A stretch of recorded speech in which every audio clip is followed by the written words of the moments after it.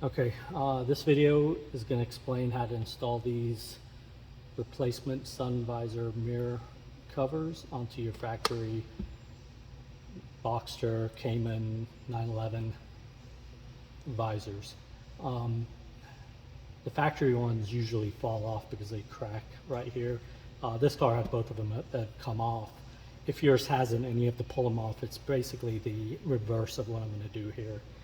All you need is a really small flathead screwdriver. You don't really need it, but it helps, and that's about it. One thing to remember, there's a little metal piece here.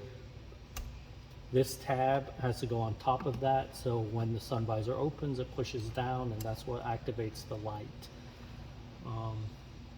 Also, these little pins are beveled, so they're made to technically kind of push in, but it's a little tough. That's why I use the screwdriver. So I usually get one side in first, and then again make sure this tab is on top. So there, that one's in. And then for the following side, now I use the screwdriver and just kind of pry it in.